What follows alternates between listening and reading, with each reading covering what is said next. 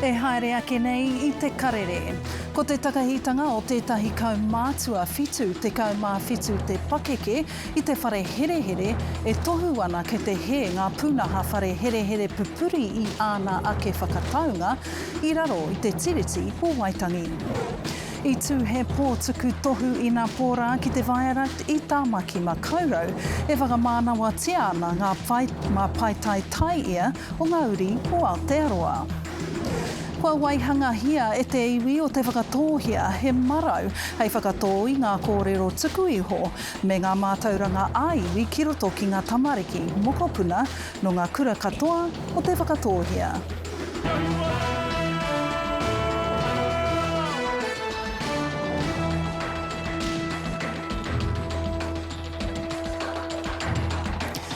E ngā whakatakere nui o ngā waka hurinoa, tēnā koutou katoa, nau mai ki te karere.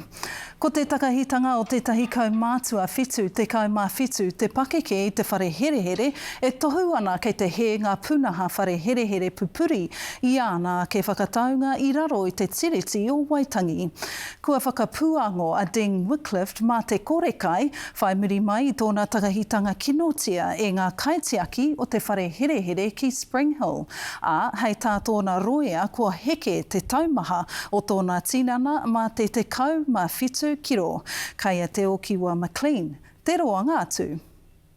Koe nei te mata o Dean Wycliffe whai muri I ngā whakapae he mea patuaia e ngā āpiha tokotoru o te whare herehere ki Spring Hill. Kei te tino mamai taku ngākau I te whakarongo I tana wangawanga. Ko te whakaro ia me mate ia ki te whare herehere mina kāre taia te āwhina iaia e naia nei. Kei te tū ngā pihi o roia Annette Sykes mo ngā karawhiunga kua pā ki tana kiritaki I nā hoki rā te kaumāwhitu kiro karamu kua heke I tana tinana mai tana mahi porotehi ma te korekai. Te kau rā e naia nei I whakatū I tana mahi porotehi kia mohi o mai te ao kei te hera wāti ngā mahi o tēnei tari kāwanatanga kia hau.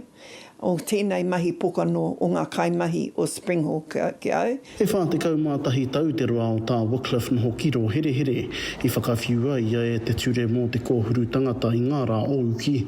Engari I mauherea I te tuari mō tēnei marama I te korenga ona I noho ki te wāhi tika e ai ki te ture. He's done his time.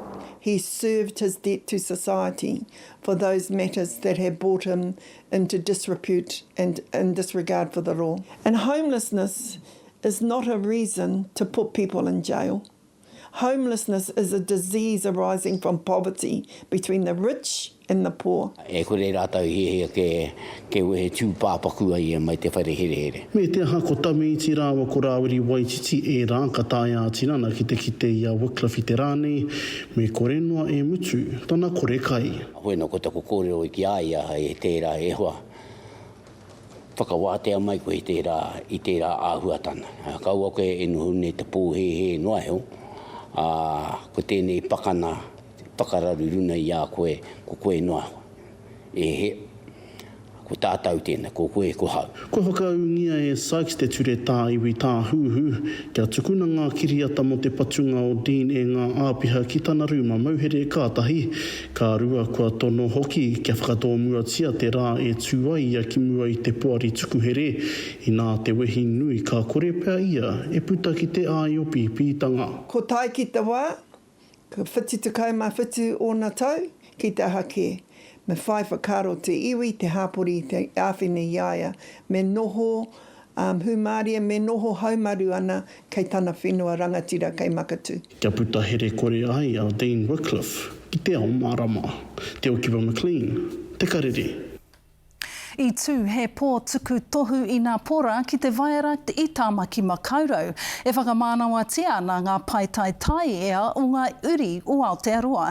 Ki ngā wahanga e whitu pēnei te pai ora, hauora toi pūtai ao me te kai taunaki papori. Ana, ko te tohu nui whakaharahara, ko te tohu te pau whakarai 2,200 mārima a Kiwi Bank. Nei rā te purongo a Ethan Oneroa. Tūwheratia ai e nei tuku tohu e Ngāti Whātua o Rākei. Koe nei te tautua ngahuru mo e nei tuku tohu a hei te kōruru o tēnei tū tohinga e piki haere ana te kaunga o te hui ia te tau. Whenua tāhua, hoki rā te pō, ia tau te pō a tāhua. Toko toru ngā wāhine Māori i whai wāhi ai ki ngā whiringa toa o te pauwhakarai o Aotearoa e Kiwibank i tēnei tau. Rātou toko toru i roto i ngā kōwhiringa whaiti he wāhine Māori. Nō reira me pēhea e kore ai e tuku i ngā mihi ki a rātou toko toru. Professor Bev Lawson. Ka re kaua ahorangi Bev i tai a tinana mai i potukara kē ia mo tētahi hui hauora wāhine he oi i hono mai ia mā te hui topa. Our New Zealander of the Year, Bev Lawson. Nā i ārahi i ngā mahi rangatira i roto i te hauora o te wāhine nauna pūkenga i pai ai te wahine te whakamātautau i a rātou anō mō te mate pukupuku o te whare tangata. I'm so proud of my mum. She is relentless and she just works so hard. It was an honour to receive this for her. I wish she was here receiving it. But yeah, I'm so proud of her. Tai ake rā ki te tohu o te mātātahi o te tau no te whare wānanga o Waitaha. Drum roll, please. E te roa, Lafaele. I para te huarahi a Lafaele ki te ao mati ko a e mōhiotia ana ia mo ana mahi he whakatōpū i ngā wehewehenga o te ao matihiko mō ngā hāpori Pasifika i Aotearoa nei. Yeah, I'm feeling I'm humbled but also blessed to make my ancestors' dreams come true. Ko te toa o te mātā puputu o te tau, ko te ringa toi Māori nei a Elizabeth Alice. Rongo nui ia mo ana mahi i te ao toi Māori, me te mea hoki tata atu tōna pakeke ki te waru te kau. I feel overwhelmed. I feel fantastic for the visibility of old people. I am proud for our culture because it builds our culture to make it so visible as well. Marama ana te kite i te toa o ngā wahine Māori ki e nei tohu whakanui. Ethan Oneroa, Te Karere. Kua mutu rā te haere a te pirimia a Christopher Luxon ki Inia. Hei tāna anō hoki te mutunga kē mai o te angitu o tōna haere. E hoki ana ia ki te kāinga me he kirimana tau hokohoko kore utu nei, me he hononga tāmau ki Inia. I haere tahi ai a Mikey Sherman kai kaue kōrero tō Rangapu Matua me te pirimia a I kapo ake i aia tēnei purongo I mua I tōna wehenga I Mumbai. Atu I New Delhi ki Mumbai me ki he wiki nui tēnei I Inia. Heoi, I tino ki te anga hua I te rātua tahi. I puta, I tauara te kōrero I te kāwanatanga o Inia, kia koke whakamua ko ngā whiriwhiringa, I tētahi whakaitanga tāke kore I waenga I ngā whenua e rua. He ki taurangi tērā I putake ai te o tātou pirimia ia Christopher Luxon I te kōwhiringa pōti, a ko te āhua nei kātutuki I tēnei wāhanga kāwanatanga. Nā, I Kawea mai e Christopher Luxon tētahi tira nui hei tohu I te mana nui o te whenua o Iniana nei o tira I te ngākau I te ngākau whakapono atu o Aotearoa kia whai whanaungatanga ki tēnei whenua. Koe rā tētahi o ngā mea nui ki te iwi o Inia kia whai whanaungatanga tuatahi I mua I tētahi whakaetanga pēnei me te whakaetanga hoko. Nā I ki te hoki I tēnei haerenga ko etahi no te ao pakihi Māori, I ki te hoki ko etahi no te kapahaka te ao kapahaka Māori ara ko te whānau apanui tērā. He oi, e tika ana te ki ake I tino whakaihuaka a tēnei o ngā haerenga o te pirimia, no reira kaore kore e hari koana ia, o tira te hunga I tai mai ki tana taha. Ko te nui o te utu hiko pēnei te warurau tāra ia te marama, huri ai te whānau Māori ki te whakamahi papa hiko kōmaru. Nā reira e karanga ana te kaunihera o te hiku o te ika, kia rereke ai tō rātou ngā rohe ki etahi atu rohe, nā te mahana o te āhuarangi I te hiku. Nei rā, Aharata Brown. Batch namatahi, aloha aina. Anei te pākainga o te whānau Haukiar Harawira. Anei te upgrade mo take kōtiro. E whānga whakatupuranga e noho nei kirunga whenua Māori. I mua ngā mea solar panels e utu au iwarau ia marama o ngā whānau katoa noho ana I rongi tēnei whenua. We have the highest power costs in the country. We pay double the lines charges, one to Top Energy and one to Transpower. Ko te karanga te kaunihera o te raki, kia rereke te āhuarangi o te hiku. 20 beaches within 20 minutes, and we all know that here in the far north of Muriwhenua we're much warmer than Auckland, and we deserve that to be recognised in regulation to reduce the cost of housing, in particular the cost of glazing. So I tēnei wā e tatari ana kia tū he papakainga e tahi kāinga hia. I nā hoki hei tā te paunei o te whānau, kua rereke marika ngā ture whakatū whare ki runga whenua Māori. Kareo hihia mā rātou e tatari taino kia mate mau e kohone. E tino rorawa ngā tūkanga aua, ka tini te kaupapa ia ono marama pia, engari, e pēnei ana i tatari e ono ngā tau, e tatari ana kia tū whare ki kunei. Me te āki ki te kāwanatanga kia tautoko i te pūnaha hiko mā te rā. In the submission to the Minister is that we would like solar power to be enabled through allowing hybrid connections for the exemption to H1. That would mean that you don't have to pay for those expensive batteries for solar power, and you can connect into the grid and sell your power back to other consumers with renewable energy. Kia māma hoki ai ngā ture o te whakatū whare hou. Kōrero ki ngā Māori i roto i ngā hāpori, i ngā trusts e mahi ana tēnei mahi, e mohi ana rātou, tuatahi, e mohi ana rātou me pēhea te whakatika, tuarua mā te kauniero, horo haere ngā resource consents, te hanga whare i rungi ngā whenua Māori. So, aini tatare ana mo te whakautu. E māma ai te noho a ngā whānau ki runga whenua Māori. Harata Brown, Te Karere. Whai muri ake i ngā whakatairanga, kua waihanga hia e te iwi o te whakatōhia he marau hei whakatō i ngā kōrero tuku iho me ngā mātauranga ā-iwi ki roto ki ngā tamariki mokopuna no ngā kura katoa o te whakatōhia.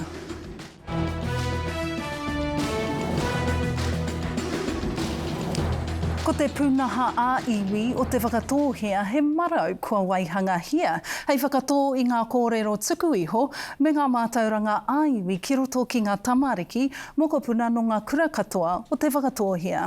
Ko te manako nui kia noho tangata whenua mai e nei kōrero ki te ngākau o te tamaiti me ngā whakareanga o apopo. Anei te pūrongo a Mahina Perenara no Pukaia. Ko tūtāmure a roto, ko tōna whare ko tūtāmure kai te marae o Marumutu. Ko tamatea mātangi ka moe i a Muriwai, ko raiwa anō kai roto. Ko Muriwai te whare ko ōpape te marae. Ko tamatea matangi te tipuna, ko Irapuaia te whare ana, te whare e tū mai ana i muri nei a mātau i tēnei rā. Kua waihana mai nā uri o te whakatōhea i te puna ā-iwi o te whakatōhea ki te whānai i o rātau kōrero me o rātau pūrākau ki nā uri whakaheke. Ko nā huatana a roto i te puna ā-iwi o te whakatōhea, ko nā kōrero ake o tēnei iwi. He tīkina atu i nā kōrero tuku iho, o nā tīpuna tonu, ana ka hāngai ki o tātou uri i nā ianei. Kia hoe a te whakatōhea tonu i o rātau kura, katoa nei, rūmaki mai, auraki mai, haikura mai, nā kura ā-iwi mai, kia hoea tahi ai tātou i nā kōrero tuku iho. No nā tau ki muri te whakaaro kia tuhia mai tēnei marau ā-iwi, aha koa i whakamoia mo te wā, kua puta mai anō ki te ao marama. No tērā taima, tainoa mai ki tēnei taima i whakarere kētia te inua o te marau, hei tūhono ki ngā tamariki o nāia nei. Ka whakarere kētia ka tapaina ko te puna ā-iwi o te whakatōhea. Hei marau mō tēnei iwi, mō nā tamariki, mō nā uri katoa. O nā kura kaupapa, nā kura rūmaki, kura Pākehā o tēnei rohe o te whakatōhea. Engari ko te wero nui me pēhea te whakaratarata i enei kōrero ki te tarina me te nākau o te tamaiti. Te tui hoki I te pangarau ki roto I ēnei kōrero pūrākau, te tui hoki I te pūtaiao ki roto I ēnei kōrero, te tuhi, nā āhuatanga ringarehe, te nahere, te taiao. Tui akatoa e rā kaupapa ki nā tamariki. Nā te mea, e mōhio whānui nei tātou katoa, a tātou tamariki Māori, e whakamahi I o rātou ringaringa ki te hanga I nā āhuatanga katoa e pā ana ki tēnei mea te ako. Mai wēnei ka tipu ko ngā kahikatea. Ko wēnei ngā rākau tai rawa o te ngahere. Ko wēnei ngā mea tai ake I a tāne māhuta. Mā te taiao anō ēnei kōrero e mau ki te nākau a te tamaiti. Kia mōhio ai ngā tamariki I te tino tō rātou hononga, kia tino kaha tō rātou hononga ki te taiao, kia mōhio ai he kai waho nei, he tākuta, he mahi anga tākuta, he oranga kei roto I te ngahere.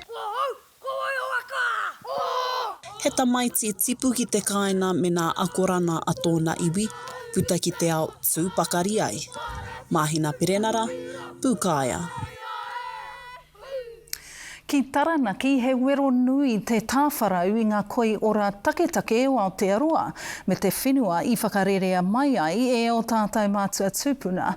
E rua rau toru te kau heketea te rahi o te whenua tāpui o roto kare, a ko te whāinga kia haumaru, kia ora ngā koi ora taketake me te whenua I roto I taua tāpuitanga. Ko tāne Houston, tetahi o ngā kaitiaki, a hei tāna, he oranga nui tēnei mahi mōna I nā rā hoki ki te ora te whenua, ki te ora o tātou tuakana o te taiao, ka ora hoki ko tātou tonu.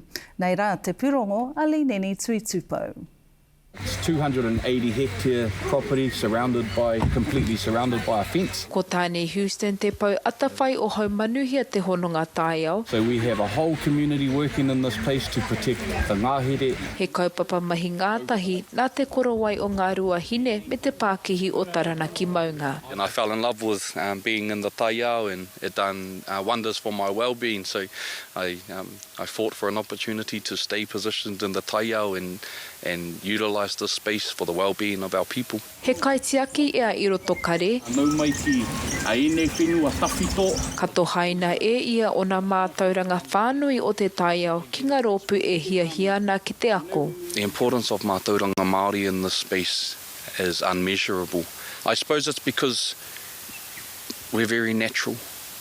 Mana whenua are very natural and they're able to bring a true and natural understanding and connection and relationship to the taiao. Ko te tahi o ngā wero nui kia tāne I roto kare, ko te whakahaere I te taupuri o ngā manu. Our kiwi are, they started here with 40 founders, and so each of those birds without pests and predators is able to have quite a lot of chicks. We need to be careful that that number doesn't become too much. Engari I waho o roto kare, he nui ake ngā mōrearea ki ngā koiora taketake, nā te papa atawhai, I tuku whakaitanga kia waka kōtahi, he whakahaere I ngā aitua ka pā ki ngā koiora taketake ki te ara o te ata. It's really good that we're here at Roto Kare today because we are actually already engaged in a positive outcome for any of those species that are displaced from major logistical operations such as Mount Messenger, and we're on standby for any other species that need to be protected. Aha koa ngā wero o te taiao, ka noho tonu a Roto Kare he whenua ki rea kore. This is Roto Kare Scenic Reserve. This is Te Waunui o Tāne that is so well protected.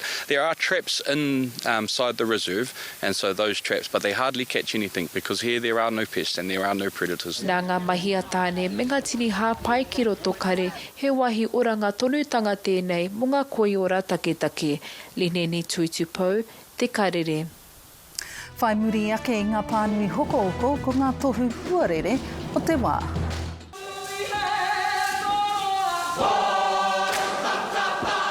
Nā mai anō e haere ake nei ko ngā tohu huarere mua popo.